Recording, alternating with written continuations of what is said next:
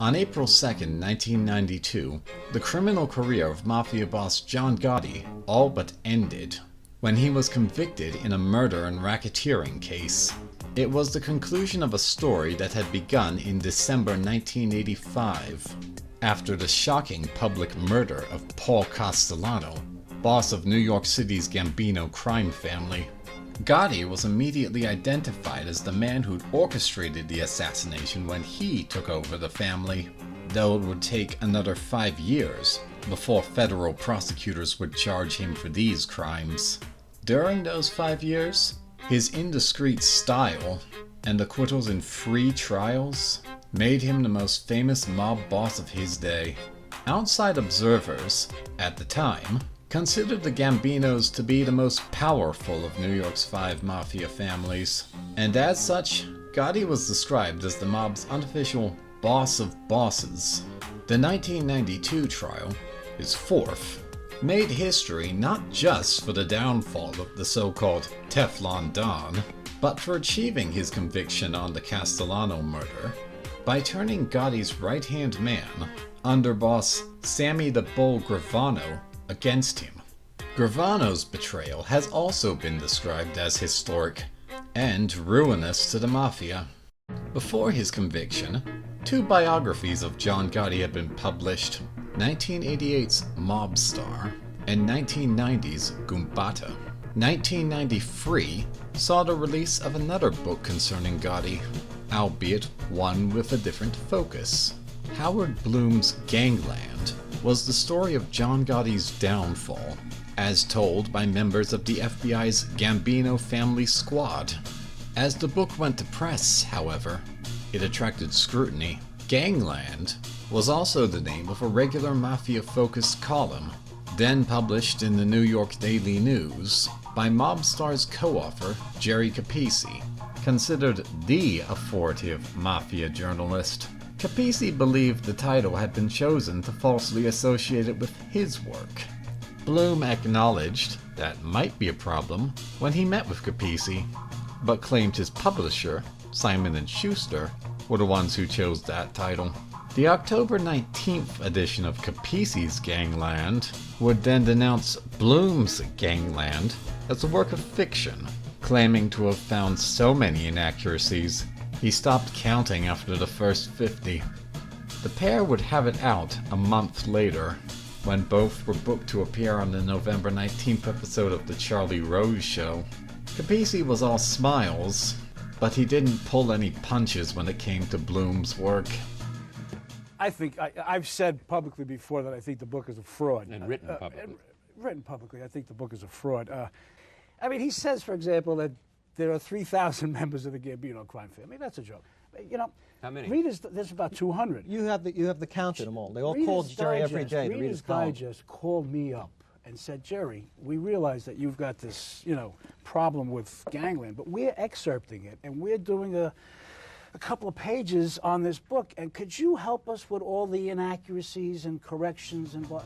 I said, in this barely orderly segment, Howard Blum held his ground, and he seemed to have a pretty good idea as to why Jerry Capisi was so upset. And I spoke to 3 of the 3 FBI agents who are in a specific scene that Mr. Blum writes about in his book, and every one of them told me it was a lie, flat out. So he's got 4 people in a scene here. They're telling you. I'm not so sure that's so accurate. And again, why would lie. they be investigating the book if it were inaccurate? And I mean, the bottom line to this whole dispute between Jerry and I is that he's upset that he's written books that don't sell. He's upset that they're making my book into a movie. I mean, Jerry isn't red with indignation. I really think he's green with envy. And I'm sorry, Jerry. Blum's Gangland was an expansion of a 1992 article he'd written for the New York Times Magazine. And during the writing of the book, he had indeed caught the attention of one John Peters, co-producer of 1989's Batman and one-time executive at Columbia Pictures. Gangland hit shelves with Peters being name-dropped on the hardcover dust jacket, and the later paperback edition still bragged it was soon to be a major motion picture. In the end, however, Howard Blum and John Peters wouldn't be the ones to take the John Gotti story to the silver screen. Howard Blum was a journalist writing for the Village Voice during the 1970s, and is a prolific author to this day. He'd also gotten a taste of royalties from adaptations when his second book, Walker's Spy Family History, I Pledge Allegiance, was optioned by CBS during the writing process. Based on his original Life magazine article that he was expanding it from, the process would be repeated for Gangland, his only book on the Mafia. The 1990 indictment against John Gotti was primarily based on tapes from a bug in an apartment he held meetings in, and in these conversations, the FBI heard Gotti receiving information provided to one of his underlings by a mysterious law enforcement source. Gambino squad member Andres Currens eventually came to suspect the culprit was William Peast, an NYPD detective who was then working with the police's intelligence division. Peast had lost a leg in a traffic accident, and apparently turned against the NYPD for denying him early retirement with a disability pension, giving him both a personal and, to a lesser degree, a financial motive to sell information to the enemy. Even more alarming was another taped conversation during jury selection for Gotti's third trial, where the boss discussed their efforts in finding the names of the jurors and the possibility of reaching out to one of them. Around the same time, William Peast was assigned to the jury's security detail. Put two and two together, and it's a real possibility Gotti won that case by jury tampering. He'd done it before in his second acquittal. Peast was first accused in 1990, shortly after Gotti's arrest. But at the time, he'd insulated himself from the Gambinos well enough. He avoided charges and was able to retire with his pension. That changed after Gravano began cooperating with the FBI. Peast was indicted in 1991 alongside his middlemen and cut a plea deal just before his 1993 trial. Howard Blum wrote a profile of William Peast for New York Times Magazine, published in May 1992, and this would be the basis for 1993's Gangland. As he interviewed FBI agents involved in the case, he assembled the story of how they, with the help of key top echelon informants and electronic surveillance, finally built the case that took down the seemingly invincible Gambino boss. The book also has a recurring subplot of Gambino squad leader Bruce Mao and his subordinates trying to root out the source of law enforcement leaks to the mob, always raising the possibility that their hard work will be for nothing. And, of course, in April 1993, it was announced that Columbia Pictures was already looking to adapt it. According to Variety's report, the manuscript was already complete by this time, but when Capisi wrote about Blum's book, he suggested the entire thing had been written specifically to be made into a film. That doesn't have to be a bad thing. Nick Pileggi's Casino, the story of a mafia casino skimming operation in Las Vegas, was written concurrently with the screenplay of its film adaptation of the same name.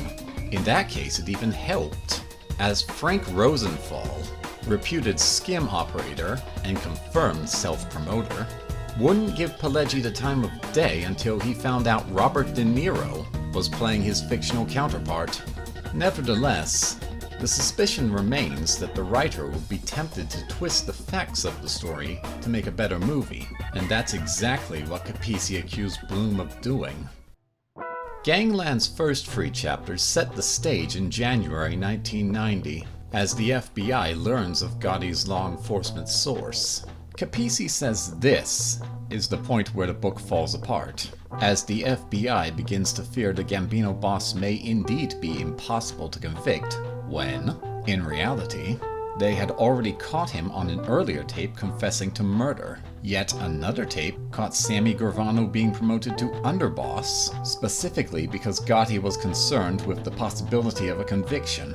In Blum's defense, however, those two tapes took place before the critical discussion of jury tampering. Capisi flatly stated in his 1993 column that Blum's claim that the fix was in was nonsense, and in the 2002 revision of Mobstar, he again stated that the evidence of jury tampering was non-existent. Given the circumstances and Pace's access to the jury, however, Capisi's dismissals seem, in this one instance, unsound. Mob offer and New York Times journalist Selwyn Robb found the threat of jury tampering very credible, and the initial indictment against Pace did indeed accuse him of passing along jurors' addresses. From here, Blum's Gangland goes back to the beginning of the story, introducing Bruce Mao and showing him rebuilding the decrepit Gambino squad after assuming its leadership in 1980 during the reign of Paul Castellano. And even at this early stage, long before Pace's accident, there is a constant paranoia of leaks within other law enforcement agencies. These finally hit home after the bugging of Angelo Ruggiero's home and phone. This was a critical moment in the story of his captain, John Gotti. Ruggiero's taped business dealings not only gave the FBI probable cause to bug Castellano's own mansion, weakening the boss's position, but they exposed Ruggiero as a heroin dealer when narcotics were banned by the boss under penalty of death. Gotti would also have been held responsible for failing to control his crew, and this set him on the path to resolve the issue by violently ousting Castellano. But in Chapter 11, it's revealed Ruggiero got his hands on a copy of the surveillance authorization paperwork, one that could only have been sourced from the Gambino squad itself. Unfortunately, Blum's Gangland has no answer to how this was leaked. Chapter 28 sees a court clerk exposed as a mole through monitoring a decoy indictment, but this is very anticlimactic, with little discussion of what damage she did. While Capisi was quick to throw out all of Blum's Gangland as useless, the latter offered did make numerous interviews with FBI agents attached to the Gotti case, and for the most part, they were willing to go on record. Only a few chapters are acknowledged to be entirely sourced from quote-unquote agents who requested anonymity. However, that's no guarantee the story they provided will be entirely accurate. As I read the book, I took note of Blum's use of interviews with Andres Currens. Mafia buffs will find the name familiar. He was the co-author, along with fellow agent Joseph O'Brien, of Boss of Bosses, the FBI and Paul Castellano.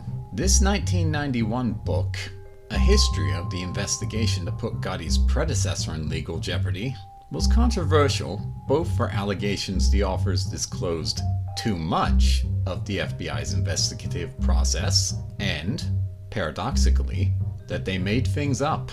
In particular, later authors agree that the story they presented of the high-stakes break-in bugging of Castellano's mansion was bunk. Both authors left the FBI upon the book's publication. One of Capisi's specific complaints was that Blum's book contradicts itself by showing the Gambino squad knowing of the tension between John Gotti's crew and Paul Castellano, and then saying Bruce Mao was blindsided by the news of Gotti taking over the family after the boss was killed. In context, this conversation takes place in Chapter 20, where Currens meets with the pseudonymous top echelon informant Frankie, who tells him how Gotti is filling the power vacuum the boss's sudden death left. Currens is then the one to break the news to the incredulous Mao by dramatically moving a picture of Gotti to the top of his boss's chart of the Gambino hierarchy. Ostensibly, both Mao and Currens were consulted on Chapter 20, but we can't rule out the possibility Currens took liberties to exaggerate his scoop, and that Blum subsequently decided to give his side of the story more weight because it would make for a better scene. And Frankie is one of the more believable TEs in Blum's book. Chapter 24 tells the story of Easter, a woman in a relationship with an unnamed Gambino mobster, which descends into dubiously consensual BDSM, which she suffers to tip off the FBI to the jury tampering in Gotti's second trial. Though Mao ostensibly debriefed Easter personally, no FBI agent would have their name linked to this chapter in the book's sources, and Capisi accused Blum of making this up for Hollywood. In fact, Blum all but admits it when discussing his sources, noting details were changed regarding the TEs to further protect their identities. Of course, there was no reason he couldn't have just spoken in generalities regarding this informant and saved the drama for the anticipated script. The Mafia's POV is just as problematic, but again, Blum can pass the blame to others for some of his inaccuracies. In particular, his history of John Gotti relies heavily on Goombata, co-written by John Cummings and Ernest Volkmann. And Volkmann is another one of those authors Capisi doesn't think highly of. Blum's Gangland repeats a common mistake by naming Gotti's parents as Italian immigrants, but he also claims Gotti was first directed to the Gambino family by a soldier, a low-ranking member, by the name of Angelo Bruno. Angelo Bruno was the boss of the Philadelphia crime family, and while I can't rule out the possibility that there could be other mobsters by this name, the Gambino's Angelo Bruno appears only in sources that themselves cite Goombata. Volkmann's work is also the source for details for the aftermath of the death of Frank Gotti. One of John Gotti's sons was killed in a 1980 traffic accident by one of his neighbors, John Favara. And though it was indeed an accident, Favara's life was threatened, and that July he was abducted and never seen again. Gotti was out of town, but the assumption is his mafia crew murdered Favara to avenge their captain's son. Another son who'd followed Gotti into his life of crime, John Jr., was fairly sure his father was behind it, though denying first-hand knowledge. Knowing my father, there's no way you're going to hurt one of his without him hurting you. It's just not going to happen. There's just no way. Gotti's grief was real, and, even if his reaction wasn't, understandable. But the story of Goombata, parroted by Blum's Gangland, is an unbelievable farce. Claiming Gotti dismissed the official morticians at the funeral, tasked his attending underlings with preparing Frank's body for the ceremony, and raged at these amateurs he drafted for doing an amateur's job.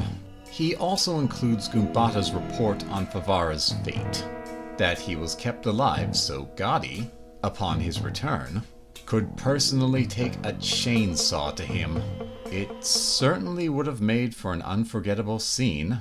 Blum's Gangland also improbably portrays the Gambino's elderly third-in-command, consigliere Joe N. Gallo, as openly challenging Gotti, despite being complicit in his coup, and claims this was the reason he was demoted in favor of Sammy Gravano. Never mind that Gallo's position was already untenable due to a racketeering indictment. Indeed, other successful mafia prosecutions tend to get ignored in Gangland, presumably to make the FBI's war against the Gambinos seem like an even match.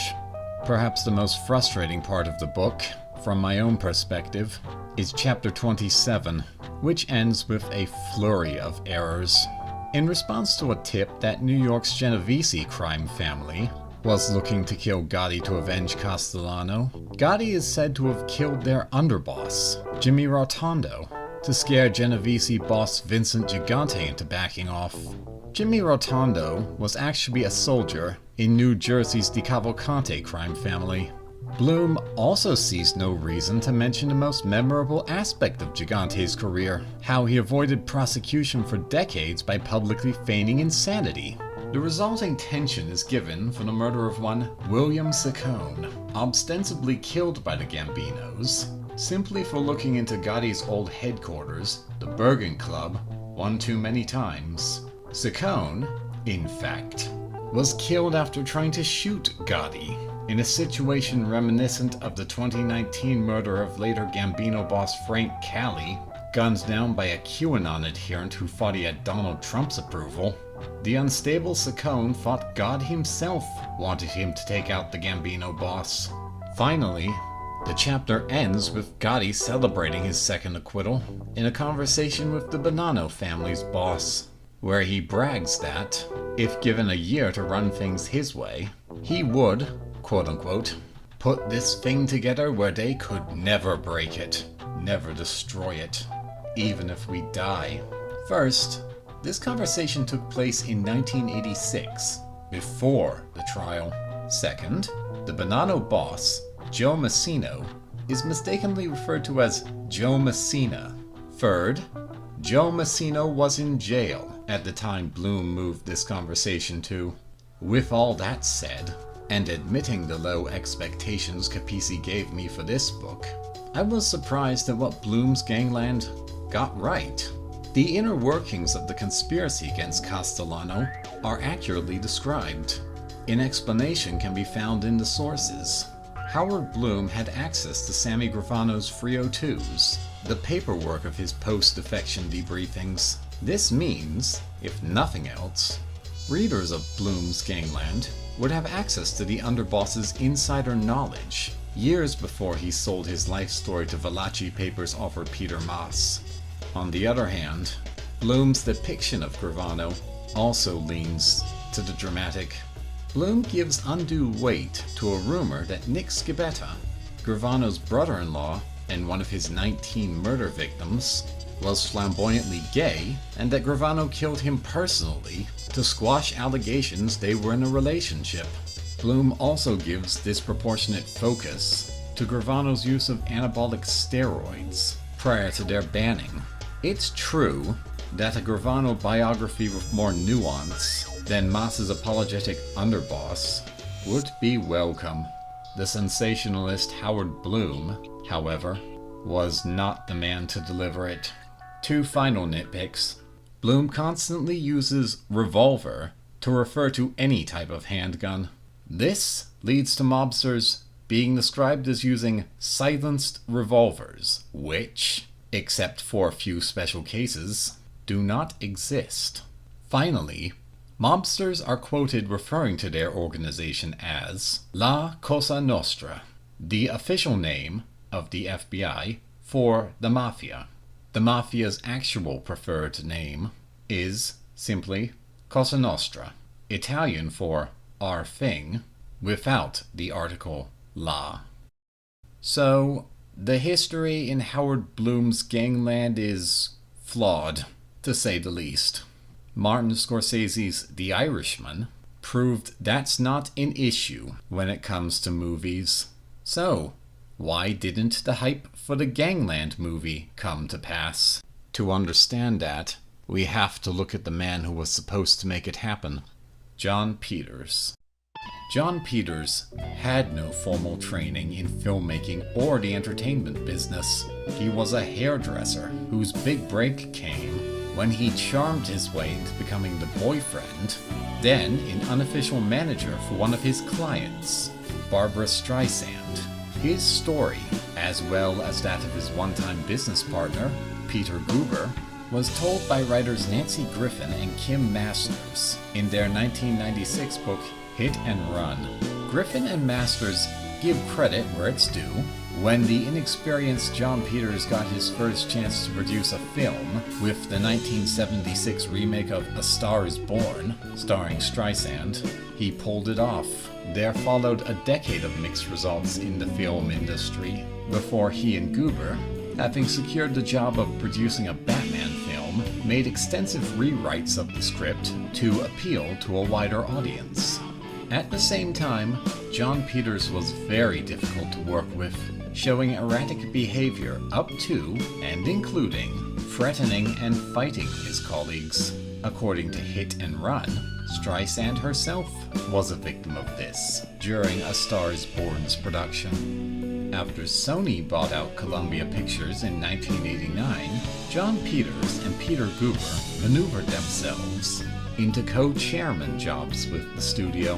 While Peters got the ball rolling on another financially successful Barbra Streisand vehicle, 1991's Prince of Tides, he and Guber found themselves unable to launch a decisive box office hit. Peters himself became so emotionally invested in the story of Radio Flyer, he completely derailed production. It was scrapped, only to be restarted again under a new director, ruining any chance it had of breaking even. John Peters left Columbia in 1991, squeezed out, according to later reports, to head up his own production studio, and it was in this capacity that he announced the planned adaptation of Gangland.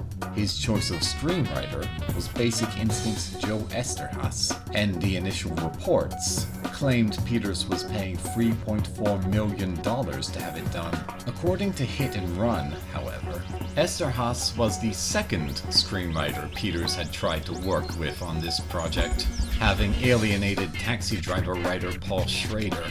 And Esterhaas, after 2 years, failed to deliver a viable screenplay, with the would-be distributors at Columbia unhappy with his failure to revise his drafts to their recommendations. The deal ended, according to Griffin and Masters, at an undated meeting in Esterhaaz's house, where Peters broke Esterhaaz's coffee table in frustration and fled over a security wall, in his own words, like Batman, while Esterhaaz disputes the book's details, which he says gives Peters far too much credit.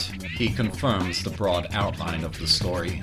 In any case, Variety reported in 2001 that Esterhaaz was officially detached from the project in March 1995.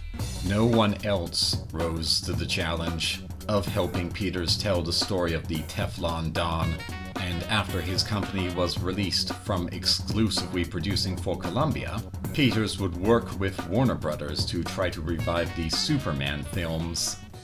John Peters had blown it, but he was right about one thing.